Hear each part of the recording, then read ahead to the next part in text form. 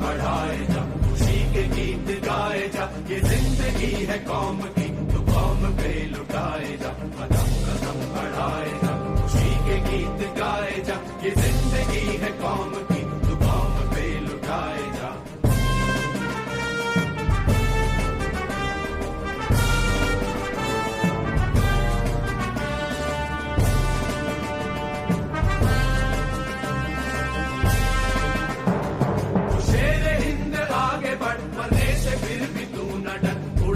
दुश्मनों का सर जो वतन बढ़ाए जा, तू शेरे हिंद आगे बढ़, मरने से फिर भी तू न डर, उड़ा के दुश्मनों का सर जो वतन बढ़ाए जा, कदम कदम बढ़ाए जा।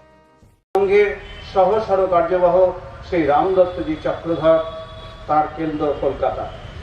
আজ আমাদের মধ্যে অত্যন্ত আনন্দের বিষয়, আমাদের যার আর এই উদ্দেশ্যে এই কার্যক্রম নেতাজি লৌহপ্রণাম, সেই নেতাজি পরিবারের একজন আর সন্তান আমাদের মধ্যে উপস্থিত আছেন। মঞ্চের পাশে অন্যান্য অধিকারীদের মধ্যে উপবিষ্ট আছেন নেতাজি সুভাষচন্দ্র বসুর ভ্রাতুষ্পুত্র শ্রীযুক্ত অর্ধেন্দু বসু মহাশয়, নেতাজির পিতা জানকীনাথ বসুর আর কনিষ্ঠ সন্তান শৈলেশচন্দ্র বসুর আর উনি পুত্র।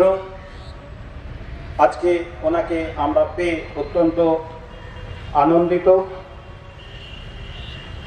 অর্ধেন্দু বাবু আর কলকাতা এই মুম্বাইয়ে থাকেন, বিশিষ্ট আর এক্সপোর্টের বিজনেস আছে ওনার।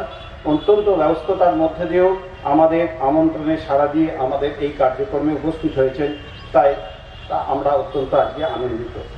এই কার্যক্রমে সুষ্ঠু ব্যবস্থার জন্য অনেকের সহযোগিতা আমরা পেয়েছি।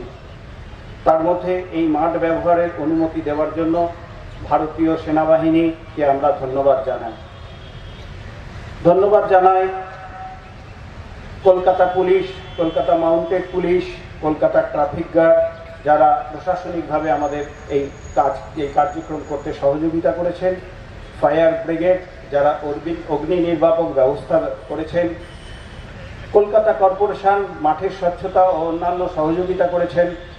বিভিন্ন মিডিয়া থেকে আগত যে সমস্ত বিশিষ্ট সাংবাদিক, চিত্র আর কর্মীরা আছেন তাদেরকে ধন্যবাদ জানাই। আমাদের এই পুরো ব্যবস্থা ডেকোরেটর, এই ব্যবস্থা দেখেছেন নিউ শঙ্কর ডেকোরেটর, তাকেও ধন্যবাদ জানাই। তারা ইলেকট্রিশিয়ান যারা ধ্বনিবর্ধক দিয়েছেন তাদেরকে আমরা জানাচ্ছি ধন্যবাদ। হাওড়া সেবা সমিতি, পাঞ্জাব সেবা সমিতি, এনারা পানীয় জলের ব্যবস্থা করেছেন। ডক্টরস চেম্বার, যিনি অ্যাম্বুলেন্স এবং দরকারি আপৎকালীন চিকিৎসা সুবিধার ব্যবস্থা করে দেওয়ার জন্য তাদেরকেও আমরা আর ধন্যবাদ জানাচ্ছি। সর্বোপরি আগত মাতৃমণ্ডলীকে আমরা আর ধন্যবাদ জানাই। এরপর পরম পূজনীয় সরসংঘচালকজিকে আমরা নিবেদন করছি ওনার আর আজকের এই বিশেষ দিনে আর ওনার পথ নির্দেশ দেওয়ার জন্য।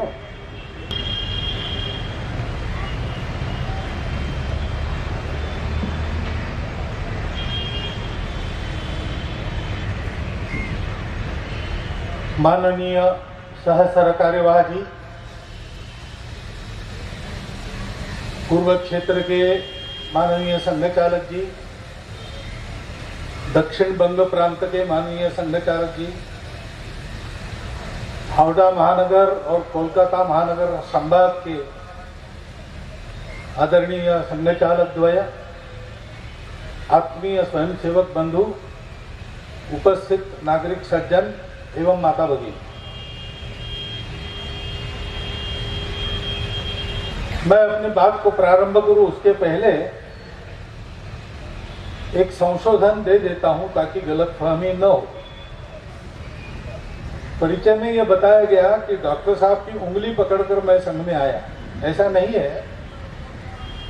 उनके जाने के 10 साल बाद मेरा जन्म हुआ है, मैंने उनको देखा भी नहीं। परंतु संघ में हम जाते हैं किसी न किसी उंगली पकड़कर किसी न किसी की, और अपने जीवन में एक व्रत का निर्वाह करते हैं। और व्रतस्थ होने के कारण ऐसा व्रत जिंदगी में जिन्होंने निभाया, समय समय पर उनका स्मरण करना ये हमारे लिए स्वाभाविक बात है। आज अपना ये कार्यक्रम हो रहा है,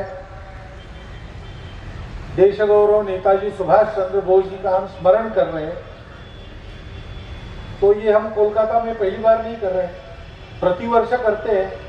छोटा कार्यक्रम या बड़ा कार्यक्रम करते हैं, बाहर समाज को बुलाकर करते हैं अथवा शाखा में कथा कहानियां होती है, परंतु ये प्रतिवर्ष हम करते हैं।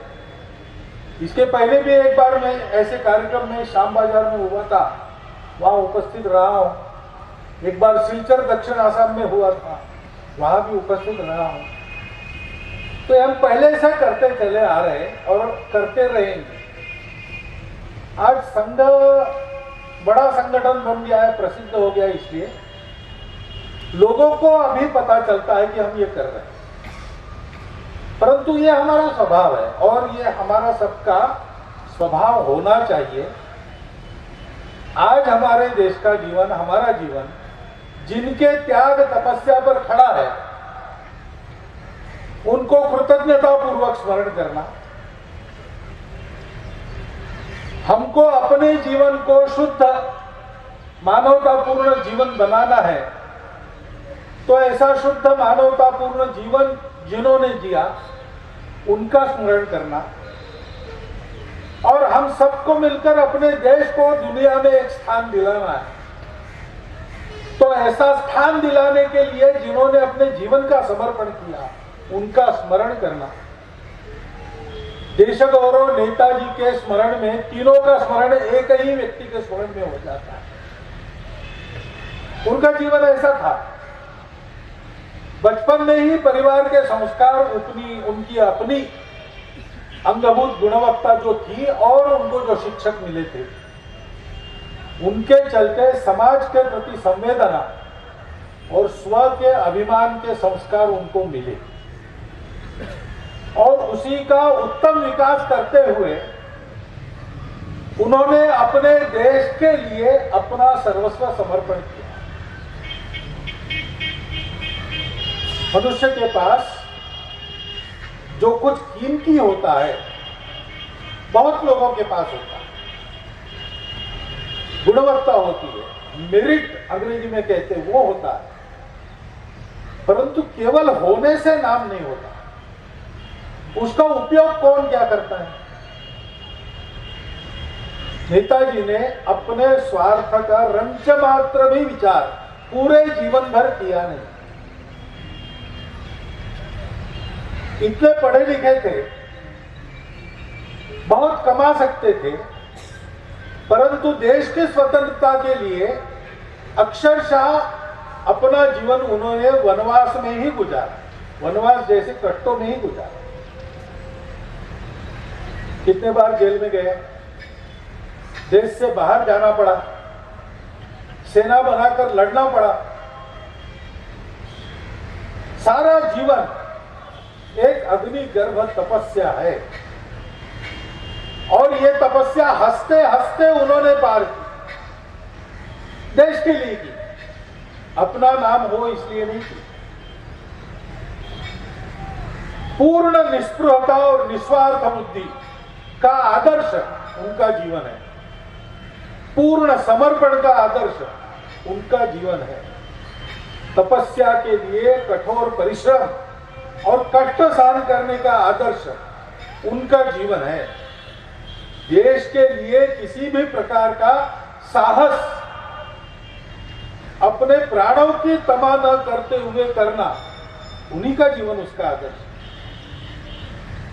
और ये सारा करते समय उन्होंने अपेक्षा कुछ नहीं की। उनको क्या मिला, हमने उनको क्या दिया, हमने कुछ नहीं दिया।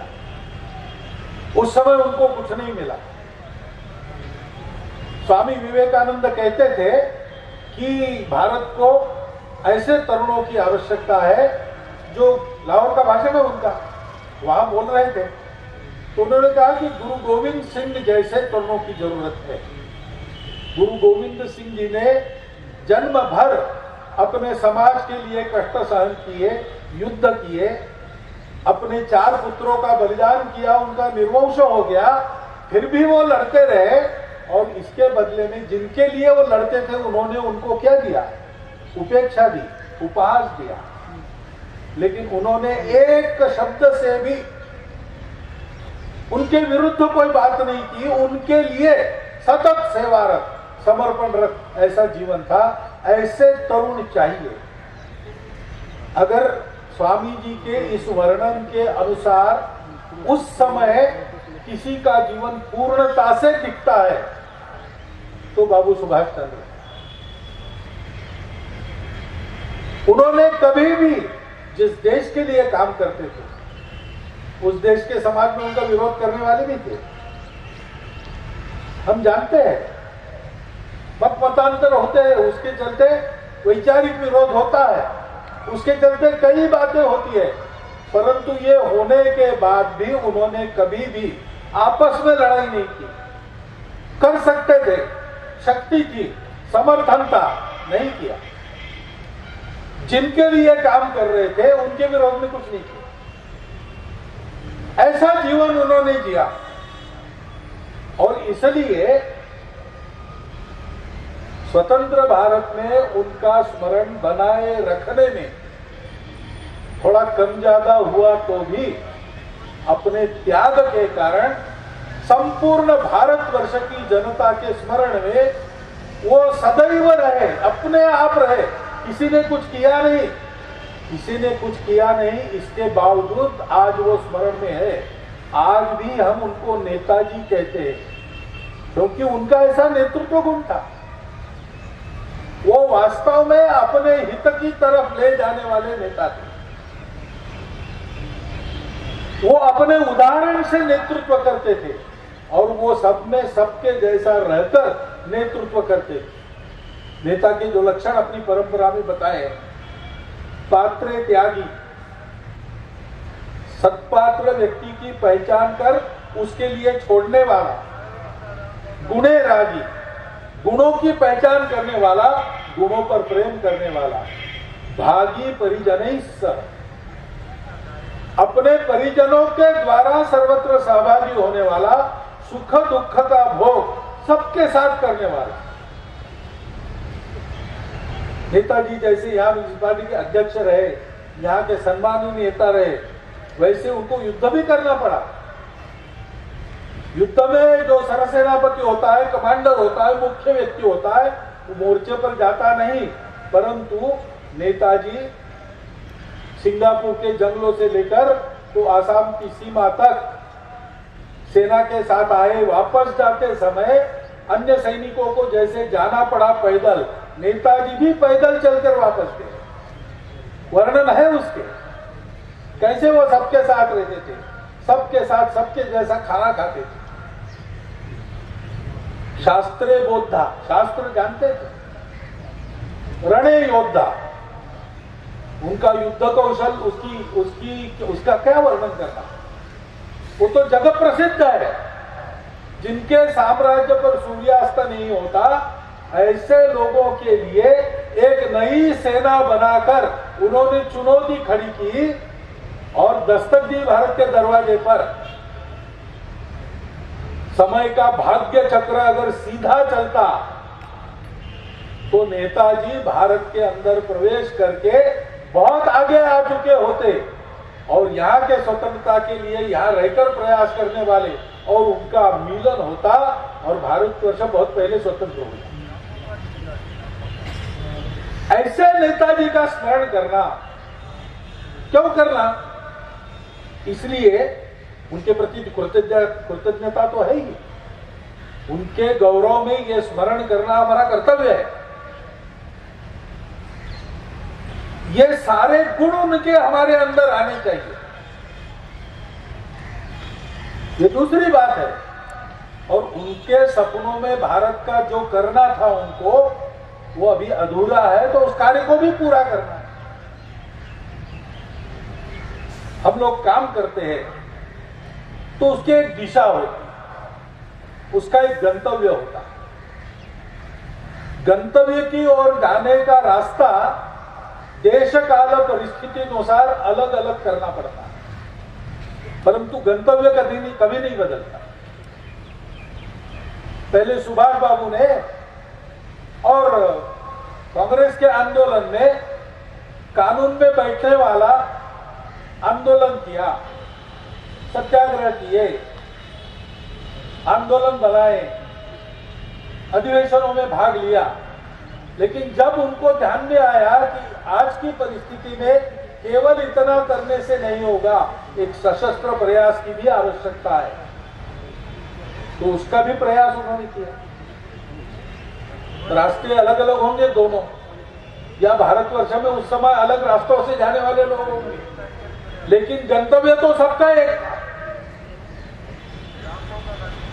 और इसलिए उस गंतव्य को पक्का रखना, तो उस गंतव्य के बारे में नेताजी की दृष्टि क्या थी, समझना पड़ेगा।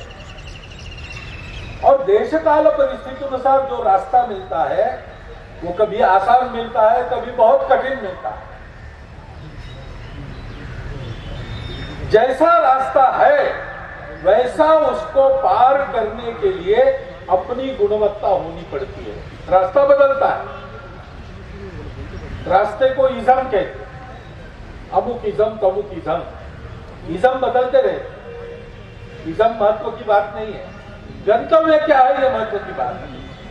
और उस गंतव्य तक जाने के लिए सब प्रकार की परिस्थिति में आगे बढ़ने की सातत्य की वृत्ति और आवश्यक गुण संपदा है कि नहीं, ये दूसरी बात है। तो गुण संपदा के लिए भी, उस पथ का पथिक होने के लिए भी हमारे सामने उनका आदर्श है, सुभाष बाबू का आदर्श है।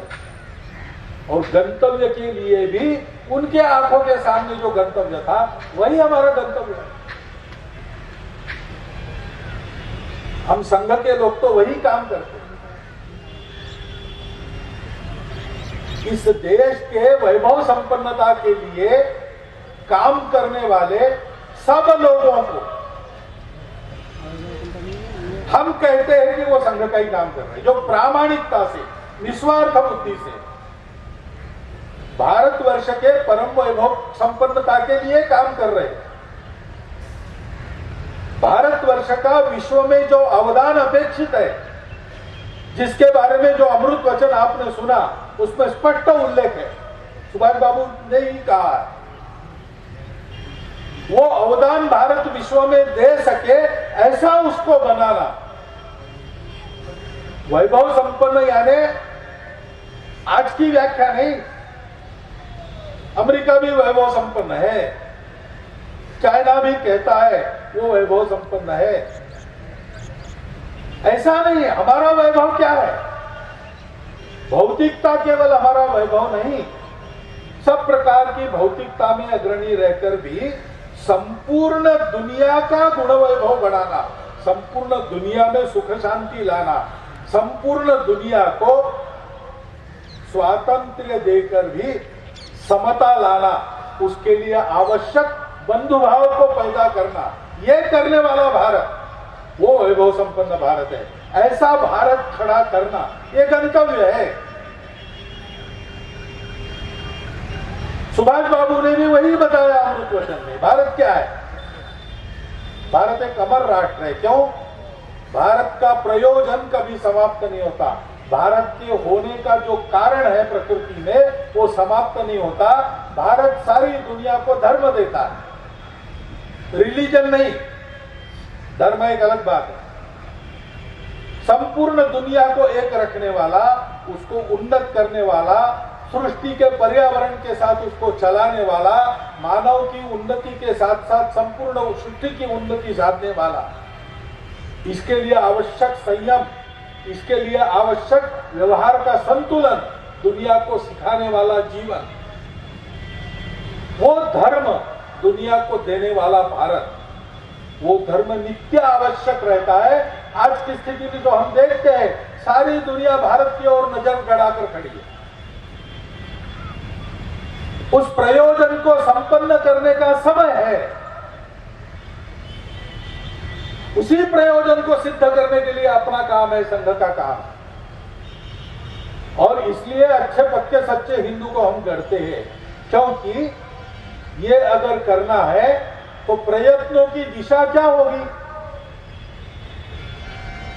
कल मेरे हाथ में यहां की एक पुस्तक लग गई, तरुणेर स्वप्न। नेताजी ने कहा है कि 1924 तक मेरे जो विचार है इस पुस्तिका में मैंने संग्रहित किए हैं। और कलकत्ता में 1928 में जो कांग्रेस अधिवेशन हुआ जिसमें डॉक्टर साहब भी आए थे और नेताजी और उनकी चर्चाएं हुई थी, उस अधिवेशन में इस पुस्तक का प्रकाशन हुआ। उस पुस्तक में नेताजी ने जो कहा वो पढ़ के मुझे लगा कि यही तो रास्ता हमारे लिए है, यही तो दिशा हमारी बताई गई है। हम दूसरा क्या कर रहे हैं। नेताजी ने कहा भारतवर्ष पृथ्वी का छोटा रूप है। वो बांग्ला पुस्तक है, मैंने हिंदी अनुवाद कर लिया उसका। नेताजी कहते हैं भारतवर्ष पृथ्वी का छोटा रूप है, संसार की सारी समस्याएं भारतवर्ष में विद्यमान है, अतः भारत की समस्याओं के समाधान का अर्थ ही है संसार की समस्या का निराकरण। आज के विश्व को उसके समस्याओं से राहत देकर सुख शांति युक्त नई दुनिया खड़ा करने का दायित्व और उसकी क्षमता भारत में है। भारत को ये करना है, ये सुभाष बाबू बता रहे। लेकिन ये करना है तो क्या करना होगा। हमको कुछ हमारे दुर्गुण छोड़ने पड़ेंगे। वो दुर्गुण क्या है, सारा उसमें अगर कहना है तो नेताजी कहते हैं जिस दिन भारत पराधीन हुआ उसी दिन से ही भारत ने समष्टिगत साधना को भूलकर व्यक्तित्व विकास में अपनी संपूर्ण शक्ति का प्रयोग किया है। राष्ट्र को छोड़कर व्यक्तित्व की सार्थकता नहीं है। इस बात को आज सबको हृदयंगम करना होगा। यानी हम लोग अपनी अपनी उन्नति की सोचते हैं। मेरा ठीक हो, मेरे परिवार का ठीक हो, मेरे देश का ठीक हो नहीं सुनते, नहीं सोचते। कोई अपना छोटा समूह बना लेते, अपनी जाति का ठीक हो, अपने प्रांत का ठीक हो, अपने पंथ संप्रदाय का सब ठीक चले, लेकिन देश का ठीक चले ये नहीं सोचते। ऐसा करना हमने छोड़ दिया। हमारा पराधीनता का समय वहीं से प्रारंभ होता है, क्योंकि हम अपने एकात्म स्वरूप को भूल गए। अनेक पंथ संप्रदाय, अनेक जाति उपजाति, अनेक देवी देवता, अनेक खान पान रीति रिवाज, भूगोल अनेक प्रकार का, लंबा चौड़ा विविध प्रकार के मनुष्यों से भरा हुआ ये देश, उनके मतांतर भी विविध है। ये सब होने के बावजूद प्राचीन समय से हम एक भारत है। महाभारत काल के इतिहास के पश्चात समय के किसी क्षण पर हम इसको भूल गए। इसलिए हम क्या है भूल गए, तो हमारे कौन है हम भूल गए और इसलिए आपस में लड़ पड़े। हमारी गुटबाजी का लाभ आक्रामकों ने लिया। हमको ये सारी संकुचित भावनाएं छोड़ देनी चाहिए। मैं हूं, मेरा परिवार है, मेरी जाति, मेरा पंथ संप्रदाय, मेरी भाषा, ये सब है, इसको ठीक रखना है। परंतु इसको ठीक किस लिए रखना है, सबसे ऊपर मेरा देश, सबसे ऊपर भारत माता की। रोज संघ में हम प्रार्थना करते हैं भारत माता की जय। प्रारंभ होता है नमस्ते सदा वत्सले मातृभूमि। भगवान को नमस्कार दूसरे नंबर पर है, पहले नंबर पर भारत माता का नमस्कार और प्रार्थना का अंत भी भारत माता की जय से। देशार्चन, देश के लिए गुणवान होना, देश को सारे गुणवत्ता का अर्पण करना, जो जो मेरा है वो देश के लिए देना, देश को मानना, अपने देश को बनना, अपने देश को बनाना। हम स्वयं बने भारत के प्रतिरूप, हम मूर्तिमान भारत का आचरण बने। यह साधना करनी पड़ती है। नेताजी कहते हैं इसकी आवश्यकता है, वो हमने छोड़ दिया, इसलिए ये गुलामी हम झेल रहे हैं। और फिर नेताजी कहते हैं कि इसके लिए क्या करना पड़ेगा। यदि नए भारत का निर्माण करना है तो एक तरफ सच्चे मनुष्य का निर्माण करना होगा, एवं साथ ही साथ इस तरह का उपाय करना होगा जिसके द्वारा हम विभिन्न क्षेत्र में संघबद्ध रूप से कार्य करना सीखें। संघ क्या है हम बताते हैं, हमारा सामान्य स्वयंसेवक भी नए व्यक्ति को बताता है, देखो भाई संघ मनुष्य निर्माण का काम है, व्यक्ति निर्माण का काम है। बहुत से लोग कहते हैं आप और काम क्यों नहीं करते, क्या है हाथ ऊपर हाथ नीचे, इससे क्या होने वाला है, रोज शाखा में जाते और कुछ करते। अरे भाई यही तो काम है सच्चे मनुष्य का निर्माण, सुभाष बाबू ने बताया। उसकी साधना करनी पड़ती है, उसकी आदत बनानी पड़ती है। मनुष्यता बुद्धि से सबको समझ में आती है, मन से सबको मान्य होती है, लेकिन मनुष्यता का व्यवहार करने के लिए सब मोह आकर्षण छोड़कर, स्वार्थ छोड़कर, जब जैसा चाहिए वैसा वर्तन करना, इसकी आदत लगानी पड़ती है। और इसलिए वो करना और सबको साथ लेकर चलना, सबने साथ मिलकर करना। हाथ ऊपर हाथ नीचे वगैरह करो, लेकिन सब लोग एक साथ करो। समता करो, लेकिन सामूहिक समता करो। आज आपने जो प्रात्यक्षिक किए और अच्छे करने चाहिए, उसके लिए अभ्यास करना पड़ता है, रोज शाखा आना पड़ता है। बहुत सरल है इसलिए समय पर आके कर दिए, ऐसे नहीं होता है। सामान्य उठना बैठना भी आदत में आ जाए तब ठीक होता है। उत्कृष्ट रूप से सब मिलकर काम करना सीखे। सुभाष बाबू के शब्दों में विभिन्न क्षेत्र में संघबद्ध रूप से कार्य करना, यही संघ है, यही आदत है। और आगे सुभाष बाबू कहते, सच्चे मनुष्य का निर्माण का प्रयास हमारे भारतवासी किसी दिन भूले नहीं, किंतु हम भूल गए थे कलेक्टिव साधना या सामूहिक साधना। हम भूल गए थे कि राष्ट्र को छोड़कर जो साधना की जाती है उस साधना की कोई सार्थकता नहीं। ये सब क्यों करना है? संघ में ये सब हम क्यों करते? संघ का नाम बड़ा करने के लिए नहीं करते। हमको संपूर्ण समाज को ही ऐसा बनाना है, समाज में अलग संगठन नहीं करना है, पूरे समाज को इन आदतों से परिपूर्ण करना है। हमारा कोई स्वार्थ नहीं है, हमको कोई चुनाव जीतना नहीं है, हमको लोकप्रियता भी नहीं चाहिए, लेकिन सुभाष बाबू जैसे लोगों ने बताया है कि दूसरा रास्ता नहीं है, इसलिए ये साधना हम करते। और केवल हम करते नहीं, हमको इसको सबसे करवाना है। संघ का नाम हो न हो, तेरा वैभव अमर रहे मां, हम दिन चार रहे न रहे, इस भाव को मन में लेकर हम अपने कार्य का विस्तार करें। और आगे नेताजी कहते कि प्रत्येक राष्ट्रीय प्रतिष्ठान की उत्पत्ति देश की ऐतिहासिक धारा, चिंतन, आदर्श और नित्य नैमित्तिक जीवन की आवश्यकताओं से होती है। तो हमारा ये जो चला है प्रतिष्ठान, वो ऐसे ही चला है। देश की ऐतिहासिक धारा को हम आगे बढ़ा रहे हैं, ऐतिहासिक चिंतन, सारे चिंतन का सारांश लेके हम चल रहे हैं। इसलिए हमको सुभाष बाबू के कहने में भी संघ मिल जाता है, रविंद्रनाथ के कहने में भी संघ मिल जाता है, स्वामी विवेकानंद के कहने का एक्सटेंशन ही हम अपने आप को मानते हैं।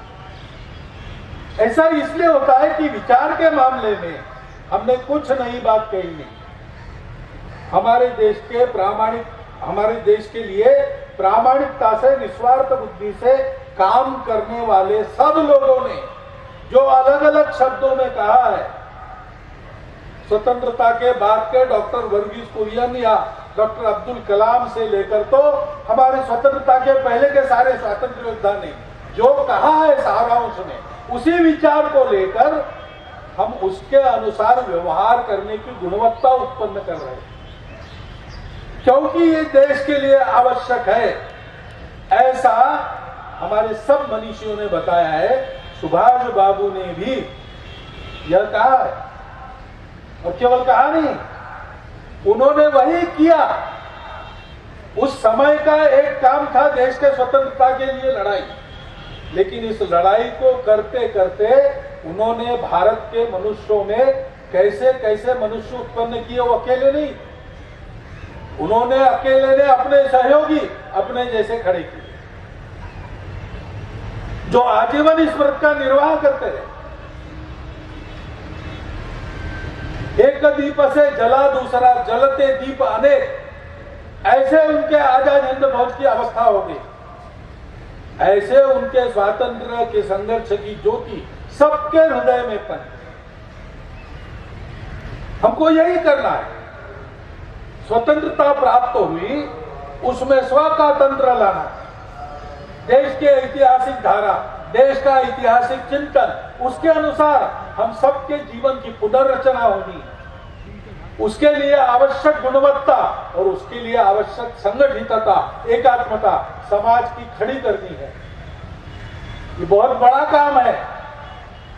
देश के लिए मरना था, हंसते हंसते बलि चढ़ गए सुभाष बाबू जैसे लोग।